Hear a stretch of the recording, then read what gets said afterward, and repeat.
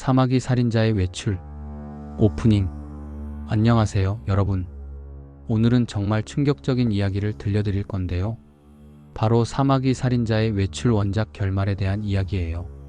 스포일러가 포함되어 있으니까 드라마를 직접 보고 싶으신 분들은 여기서 나가셔도 돼요. 하지만 진짜 반전이 많거든요. 끝까지 들어보시는 걸 추천해요. 일부 25년 전 사마귀의 탄생. 이야기는 25년 전으로 거슬러 올라가요. 한 여자가 감옥에 수감되는 장면부터 시작하거든요. 이 여자의 이름은 정희신. 고현정 배우가 맡은 역할이에요. 근데 이 사람이 그냥 평범한 범죄자가 아니라 무려 5명을 잔혹하게 살해한 연쇄살인마거든요. 그런데 왜 사마귀라는 별명을 갖게 됐을까요? 사마귀라는 곤충 아시죠? 암컷이 교미 후에 수컷의 머리를 물어뜯어서 죽이는 그 벌레 말이에요. 정희신이 바로 그런 식으로 사람을 죽였거든요. 범죄를 저지른 남자들만 골라서 머리를 잘라 죽였어요. 언론에서 이 모습이 암컷 사마귀 같다고 해서 사마귀라는 별명이 붙은 거죠. 근데 정희신이라는 사람 정말 이상해요.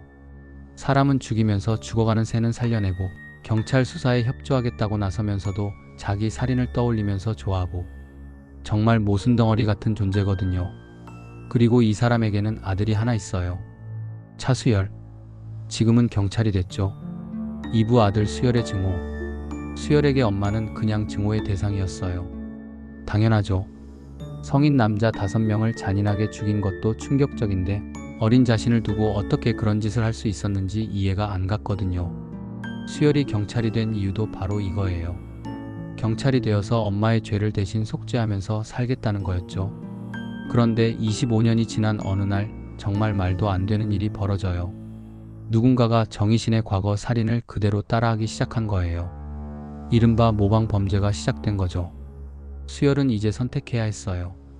평생 피해왔던 엄마와 손을 잡고 이 사건을 해결할 것인가, 아니면 계속 외면할 것인가.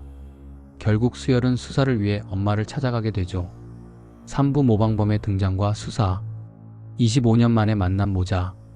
근데 정희신은 여전히 자기 살인이 잘못됐다고 인정 안 해요. 어차피 죽어야 할 놈들을 죽였을 뿐이다. 이게 이신의 논리거든요. 하지만 유일하게 후회하는 게 하나 있었어요. 바로 아들 곁에 있어주지 못한 것. 알고 보니 이신이 자수한 데는 숨겨진 이유가 있었어요. 20년 전에 경찰과 협상을 했는데 조건이 뭐였냐면 아들의 이름을 바꿔주는 거였어요. 자기 때문에 아들의 삶이 망가지는 걸 막으려고 했던 거죠. 그런데 이제 자기 범죄를 그대로 따라하는 모방범이 나타났다는 거예요. 이른바 사마귀 연쇄 살인 사건을 모방한 거죠. 자기 범죄에 대해 아는 사람은 극소수인데 말이죠. 이신은 깨달았어요. 아들을 위해서라도 이 사건을 해결해야 한다는 걸. 그래서 경찰에 제안하죠. 협조할게. 대신 아들과만 함께 수사하겠다. 이렇게 해서 25년 만에 모자가 함께 사건을 해결하게 된 거예요. 4부 숨겨진 첫 번째 비밀. 수사가 진행되면서 새로운 사실이 하나씩 드러나기 시작해요. 어느 날 모방범이 특이한 범죄를 저질러요.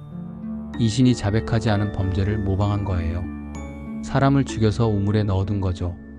수열은 어린 시절을 떠올려요. 집 근처에 있던 우물을 말이에요.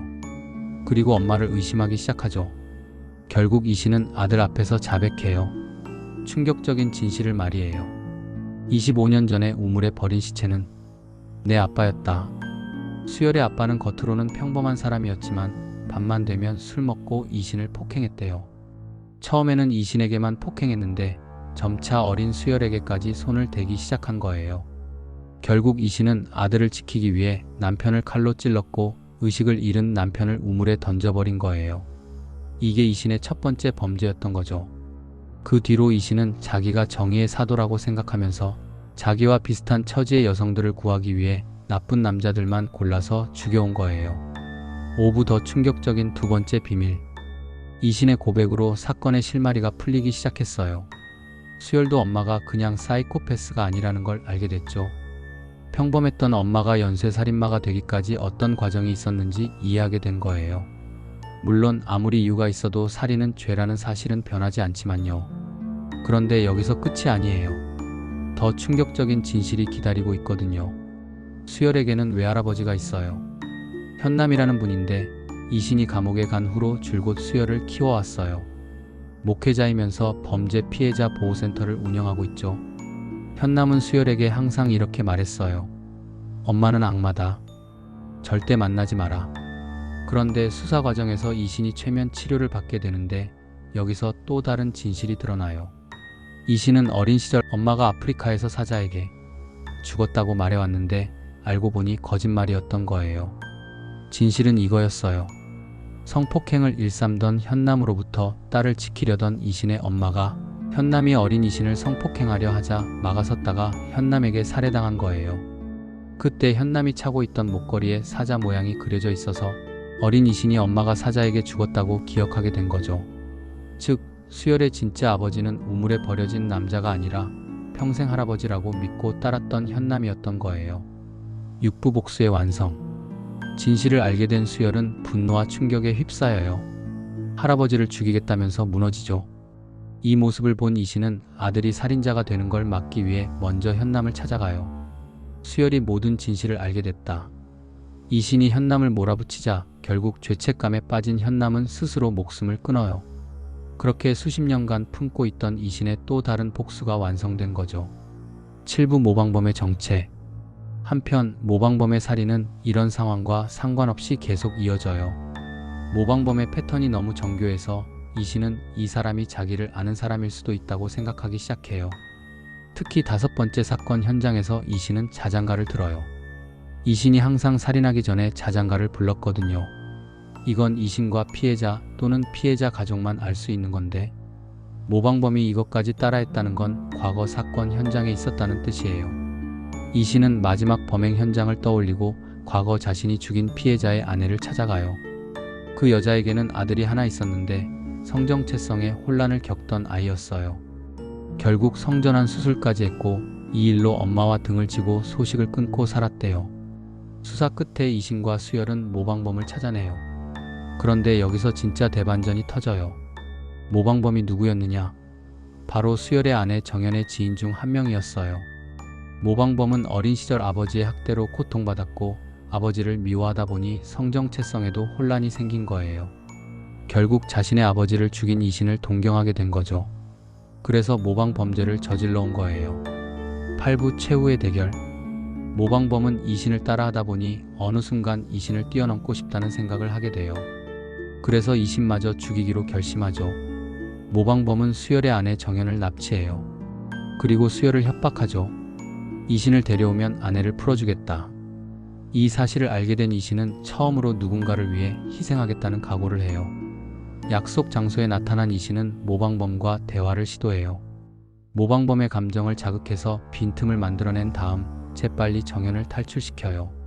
그 덕분에 현장에 도착한 경찰들이 모방범과 대치하게 되고 결국 모방범은 잡히기보다는 스스로 목숨을 끊는 선택을 해요. 9부 마지막 화해. 모든 사건이 끝난 후 수열은 이신을 찾아가서 마지막 대화를 나누어요. 이신은 수열에게 자신이 남편을 죽인 이유와 함께 그동안의 행동을 후회한다며 사과해요. 근데 여전히 뭔가 자기 살인을 정당화하려는 태도가 남아있더라고요. 아직 완전히 정신을 차린 건 아닌 것 같아요. 수열 입장에서는 그토록 증오했던 엄마가 자신을 혼자 내버려둬서 미안하다고 하니까 감정이 폭받쳤죠. 그래도 엄마를 완전히 용서하거나 이해할 수는 없었어요. 하지만 엄마가 자신을 위해 모방범과 맞선 건 사실이었고요. 수열은 곧 자기도 아빠가 될 거라는 말과 함께 이신과 포옹을 해요. 그렇게 두 모자는 화해를 하게 되고 이신은 다시 감옥으로 돌아가면서 이야기가 끝나요. 마무리. 이게 원작의 결말이에요. 프랑스 드라마 6부작인데 한국에서는 8부작으로 만들어졌잖아요. 그래서 아마 한국 정서에 맞게 많은 부분이 각색될 것 같아요. 특히 성정체성 문제라든지 이런 민감한 부분들은 확실히 바뀔 것 같고요. 그리고 악을 벌하기 위해 악마가 된다는 설정도 한국 시청자들에게 어떻게 받아들여질지 궁금하네요. 원작에서는 결국 화해로 끝나지만 한국판에서는 어떤 결말을 보여줄지도 정말 기대돼요. 여러분은 어떻게 생각하세요? 이신 같은 캐릭터가 용서받을 수 있을까요? 아니면 죄는 죄로 받아들여야 할까요? 댓글로 여러분의 생각을 들려주세요. 그리고 이 영상이 도움이 되셨다면 좋아요와 구독 부탁드려요. 다음에 또 재미있는 이야기로 찾아뵐게요. 감사합니다.